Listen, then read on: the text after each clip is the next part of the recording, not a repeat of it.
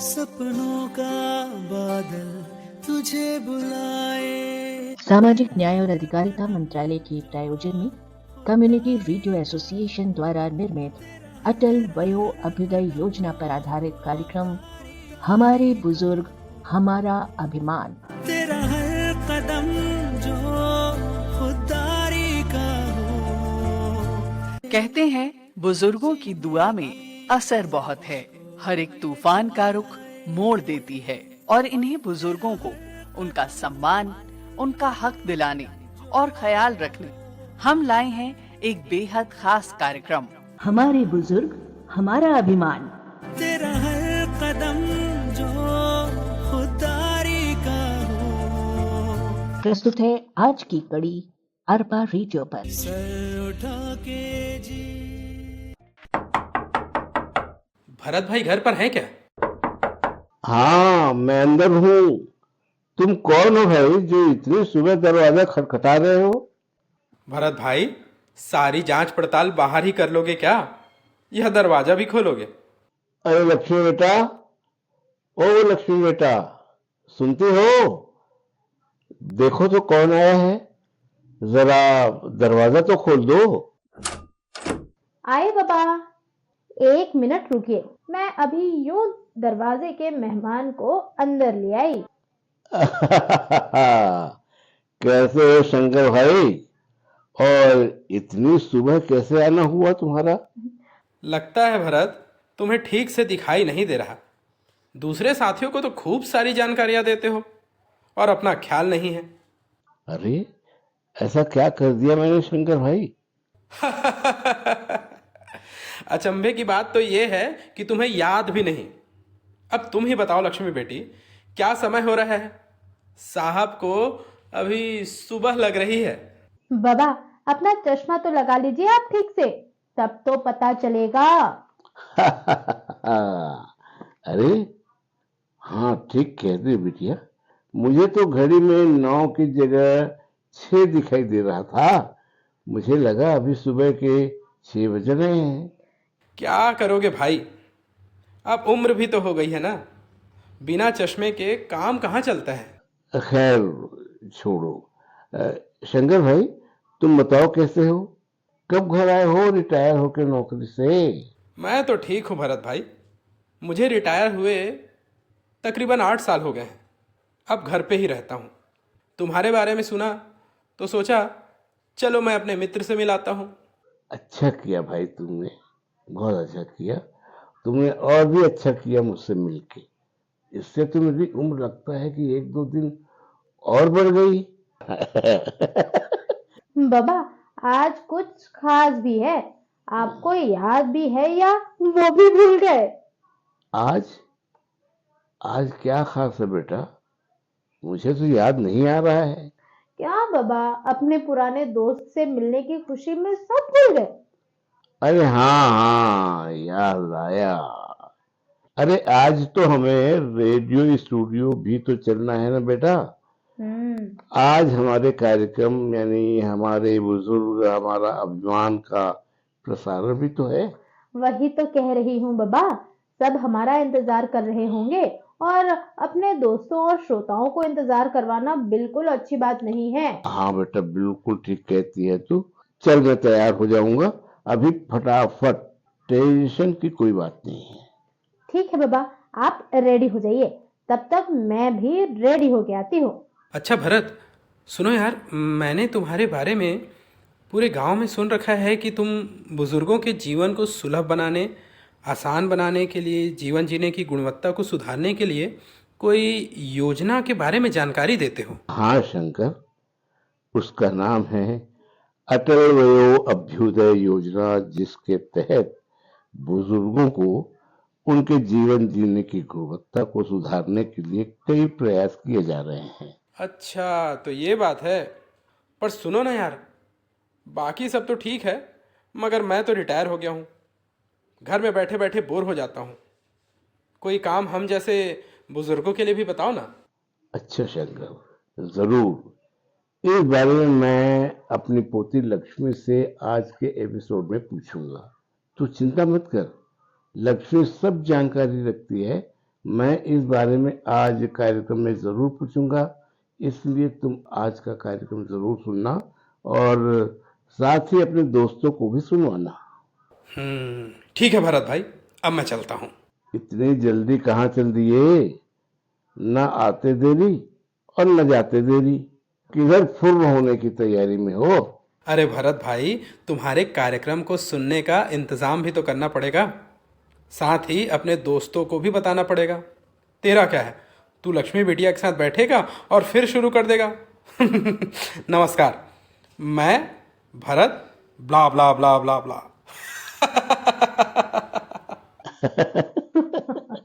ठीक है शंकर भाई, मिलता हूँ मैं आपसे कार्यक्रम में। मैं भी तैयार हो लूं, वरना लक्ष्मी भी आती ही होगी। ठीक है भाई, तेरे कार्यक्रम का इंतजार रहेगा। अगर आपसे ठीक से नहीं रहा जा रहा तो आप अपना देख लीजिए, मैं अपना देख लेता हूँ। हे भगवान, ये क्या दिन दिखा रहा है। जिन बच्चों को पाला पोसा, आज उन्हें ही हमारी फिक्र नहीं है। हे भगवान, अब तो ना रही कमाई, ना बचेगा मेरा अभिमान।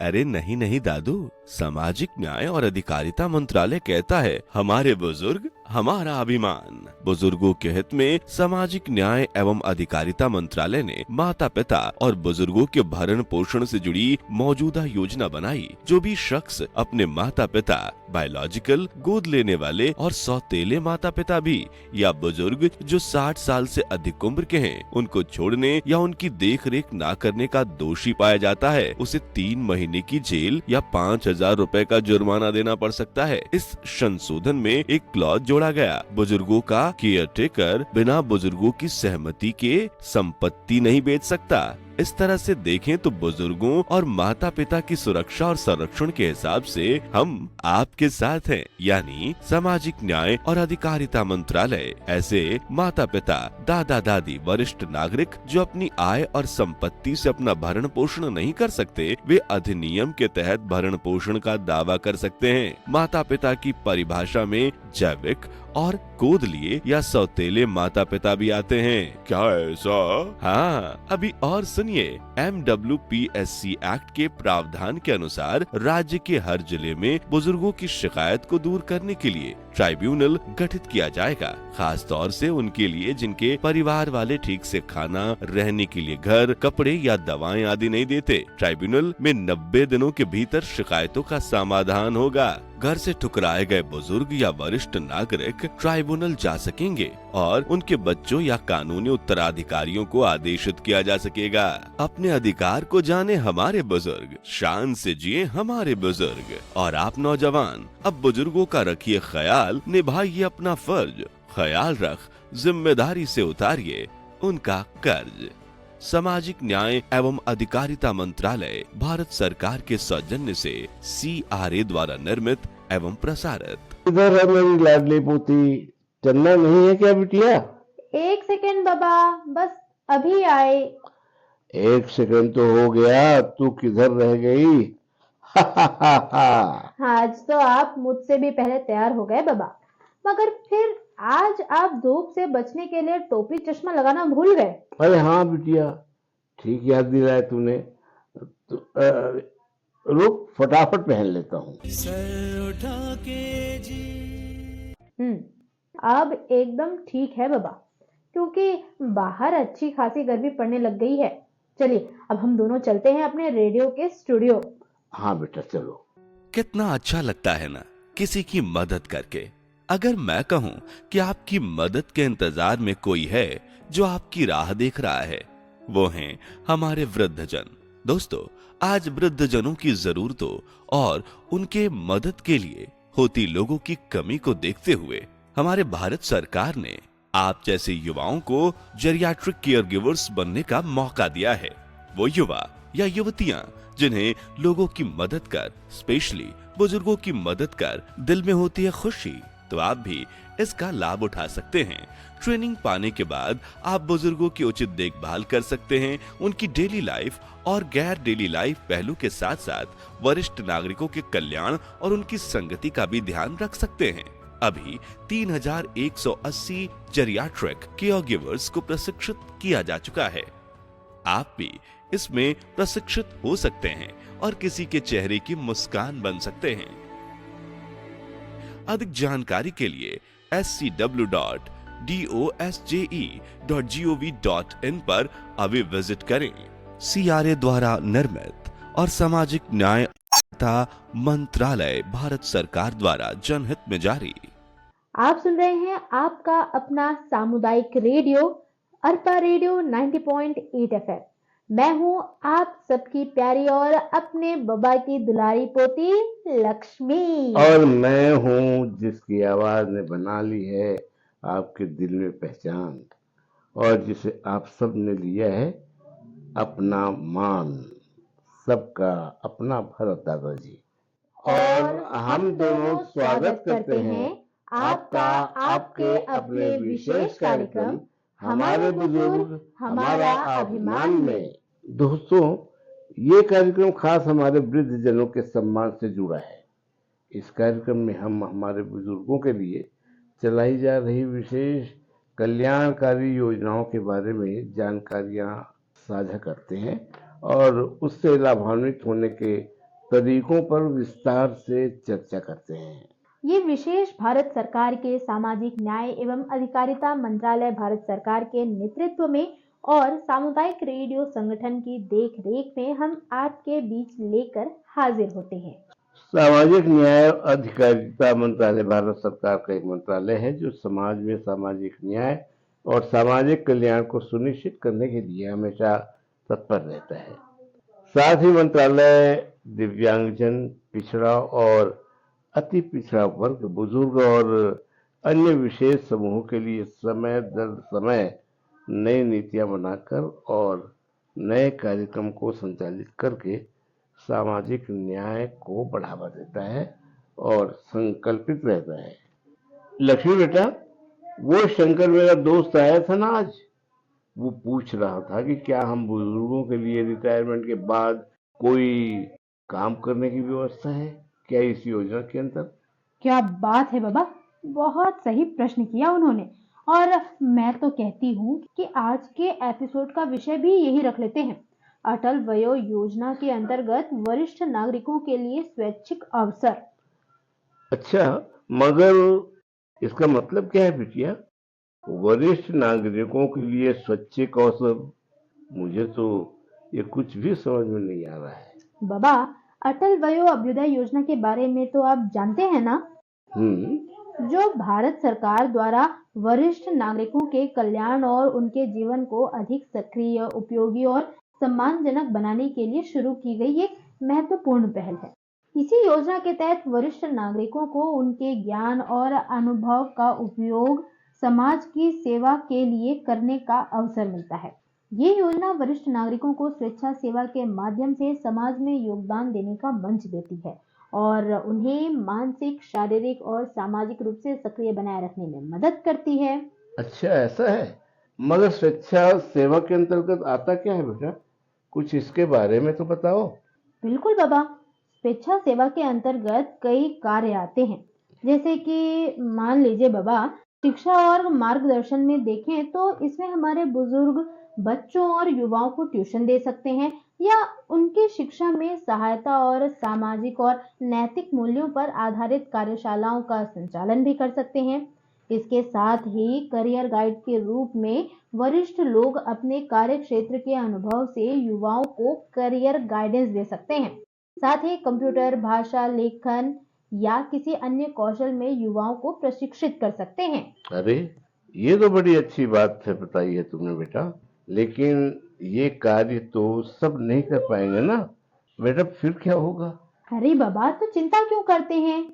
इनके लिए हमारी भारत सरकार ने डिजिटल इंडिया मिशन के तहत वरिष्ठ नागरिकों को डिजिटल कौशल दिखाने के लिए विशेष पहल की है। अच्छा बेटा, इस डिजिटल मिशन में होता क्या है? इसमें डिजिटल साक्षरता प्राप्त वरिष्ठ नागरिक समाज के अन्य बुजुर्गों और युवाओं को डिजिटल तकनीकों का उपयोग सिखा सकते हैं। इस मिशन के तहत ऑनलाइन सेवाओं और ई गवर्नेंस प्लेटफॉर्म पर काम करने के लिए वरिष्ठ नागरिकों को प्रशिक्षित किया जाता है, जिससे वो डिजिटल दुनिया के प्रयोग का प्रशिक्षण प्राप्त कर सकते हैं और स्वयं आत्मनिर्भर बन सकते हैं। समझे बाबा? अरे वाह बेटा, क्या बात! ये तो बड़े काम की चीज बताई तूने हम बुजुर्गों के लिए। जीती रहो बेटा, जीती रहो, हमेशा खुश रहो। अरे बाबा, इतना ही नहीं, हमारी सरकार तो इससे भी एक कदम आगे है। हमारी भारत सरकार ने वरिष्ठ नागरिकों के मुद्दों पर चर्चा करने और उनके लिए नई नीतियों को लागू करने के लिए एक राष्ट्रीय परिषद का गठन भी किया है, जो वरिष्ठ नागरिकों को समाज की सेवा करने के लिए नए अवसर प्रदान करती है। साथ ही उनकी जरूरतों और सुझावों को सरकारी योजनाओं में शामिल कराने का भी कार्य करती है। अच्छा, हमारी सरकार तो काफी आगे का सोच चुकी है बिटिया।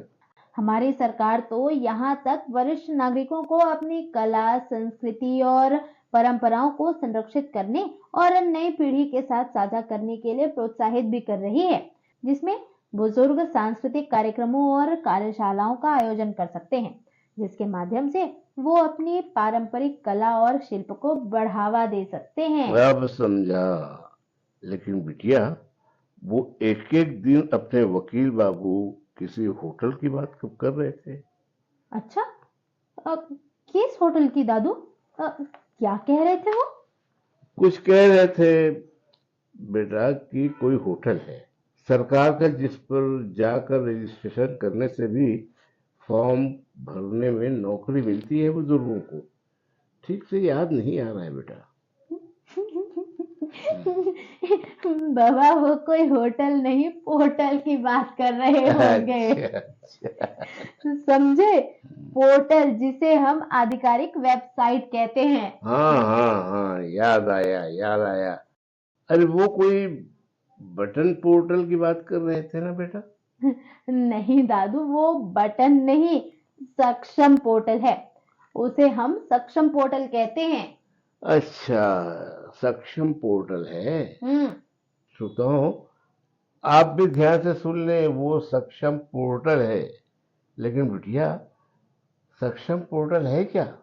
सक्षम पोर्टल भारत सरकार की एक पहल है, जिसका उद्देश्य वरिष्ठ नागरिकों और अनुभवी पेशेवरों को उनके कौशल और अनुभव के आधार पर रोजगार और स्वयं सेवा के अवसर प्रदान करना है।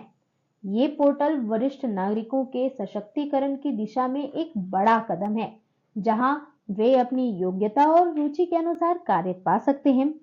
साथ ही ये समाज और अर्थव्यवस्था में उनकी भागीदारी को बढ़ावा देता है। हाय रे, ये तो बिल्कुल वरदान है बेटा बुजुर्गों के लिए। ये बताओ कि ये क्या क्या सुविधाएं देता है हमारे बुजुर्गों को?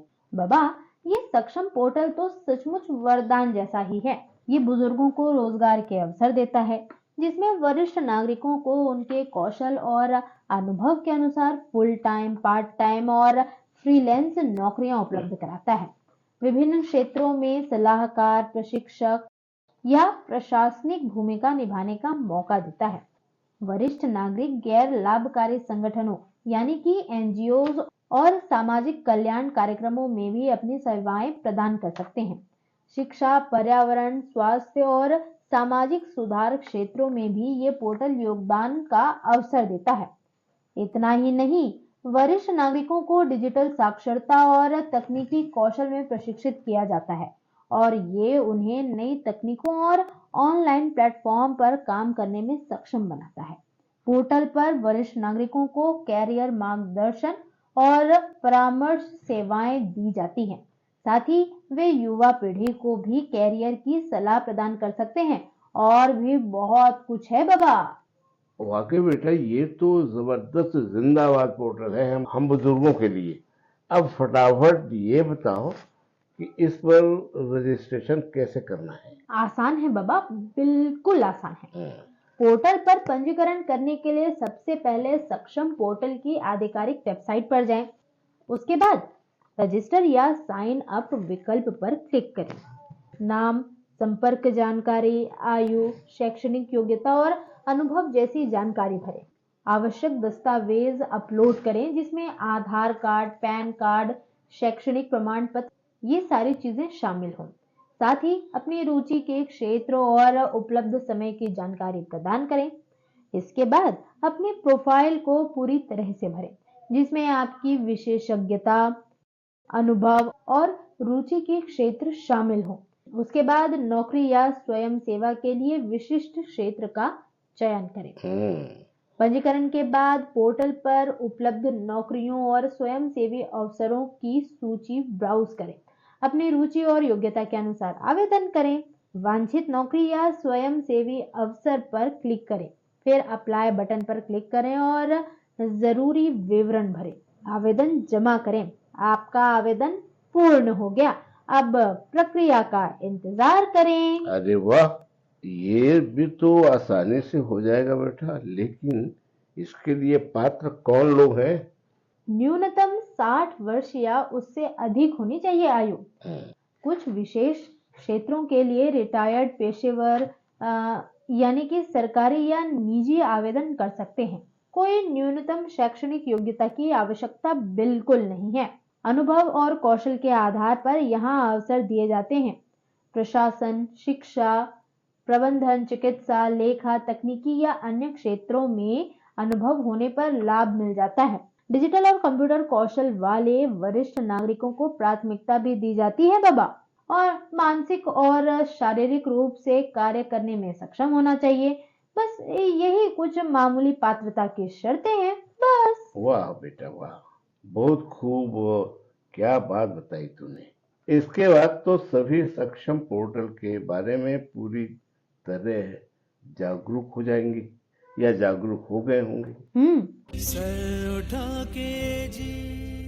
श्रोता साथियों, लेकर आ गई हूँ एक बहुत महत्वपूर्ण जानकारी आप सभी के लिए, और मेरे साथ है ओम प्रकाश अग्रवाल जी। तो आइए जानते हैं ओम प्रकाश अग्रवाल जी से इनके बारे में, और साथ ही साथ ये जो चिकित्सीय उपकरण लोगों को उपलब्ध करवाते हैं उसके बारे में इनसे जानकारी लेते हैं। नमस्कार सर, आपका बहुत बहुत स्वागत है। आप सबसे प्रथम तो अपने बारे में हमें बताएं। मेरा नाम ओम प्रकाश अग्रवाल है। संभागीय चिकित्सा उपकरण का मैं अध्यक्ष हूँ। यह 2021 में मेरे को बनाया गया था मंगत राय के द्वारा, और जो आज हमारी संभाग की 12 संस्थाओं के अंदर ये वर्क चल रहा है।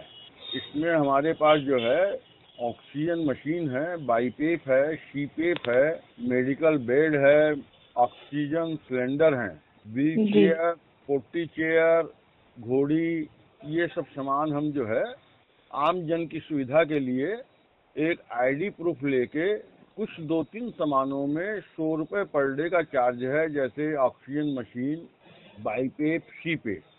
मेडिकल बेड पे 50 रुपये पर डे का चार्ज है। ये सुविधा हम देते हैं, जो आप अपने घर पे ले जाइए और यूज कीजिए। इसके लिए हमने ये योजना चालू की है। और में कोई भी जात पात का सवाल नहीं है, इंसान होना चाहिए। शहर में ये सामान जो है किसी भी बंदे को आवश्यकता हो, एक फोन पे उपलब्ध हो जाता है। अच्छा, तो ये सामान जैसे आप लोगों से कोई लेता है तो आप उनको घर पहुंचा कर देते हैं? नहीं, उनको सामान लेने के लिए मार्केट आना पड़ेगा। हमारा एक छोटा सा फॉर्मेलिटी होती है, आप आईडी कार्ड लेके आएंगे अपना, और हम आपके साइन करवा के आपको सामान देते हैं, जिसमें आपको जो है जैसे ऑक्सीजन मशीन है, बाईपेप है, शीपेप है, इसके लिए 5000 रुपये सिक्योरिटी है, 100 रुपये पर डे का किराया है। मेडिकल बेड है, इसके लिए 50 रुपये का पर डे का किराया है, 3000 रुपये सिक्योरिटी है। व्हील चेयर है और ऑक्सीजन सिलेंडर है, इसके लिए भी 3000 रुपये डिपॉजिट है और 25 रुपये पर डे का किराया है। घोड़ी वगैरह ये सब फ्री है। अच्छा, इस तरह से हम सेवा देते हैं। हमारा उद्देश्य जो है ये सामान को लौटाना, ताकि जो भी यूज करे उसकी आवश्यकता पूर्ण होने पे वो सामान को लौटावे, इसलिए हमने ये मिनिमम चार्ज रखा है। जी बिल्कुल, बहुत अच्छा ये एक आइडिया है और काम है लोगों के लिए। जी जी जी। तो ये जो सिक्योरिटी डिपॉजिट होता है, ये सामान वापस करने पे लोगों को वापस हो जाता है? हाँ, तुरंत उसका हिसाब करके हम बेकायदा उसको महासभा की रसीद देते हैं, और उसका पैसा जो भी रहता है उतना रिटर्न कर देते हैं। अच्छा जी, ये तो बड़ी बढ़िया बात है कि आप लोग बहुत ही कम पैसों में, मतलब 100 रुपए, 50 रुपए, 25 रुपए के चार्जेस में पर डे के लिए चीजें लोगों को अवेलेबल करवाते हैं। जबकि हम बाजार में अगर इन चीजों को खरीदने जाएंगे तो इस्तेमाल तो इनका बहुत कम समय के लिए होता है, और ये चीजें बहुत महंगी हमें मिलती हैं। बहुत महंगी। ऑक्सीजन मशीन तकरीबन 50,000 रुपए की है, बाईपेप मशीन 50,000 रुपए की है, बीपेप मशीन 50,000 रुपए की है, मेडिकल बेड 22,000 रुपए का है, जो बड़े बड़े हॉस्पिटलों में पर डे 2,000 रुपये ऑक्सीजन मशीन का लगता है, बाईपेप सीपेप का 5-5 हज़ार रुपये पर डे का चार्ज करते हैं। जी जी जी। 100 रुपये पे अवेलेबल कराते हैं आपको जी। हमारा उद्देश्य है कि आप उससे सेवा पावें और किसी बंधु की हम सेवा कर पावें। जी बिल्कुल सही विचार है ये और बहुत ही अच्छा कदम आप लोगों ने उठाया है। पर ये जानना चाहूंगी कि इस काम को करने के लिए आप लोगों को प्रेरणा कहाँ से मिली, या विचार कैसे आया कि ऐसा कोई सेंटर आप लोगों को खोलना चाहिए? मूलतः इसकी प्रेरणा मुझको मेरी वाइफ से मिली। मेरी वाइफ को बोन कैंसर था जी।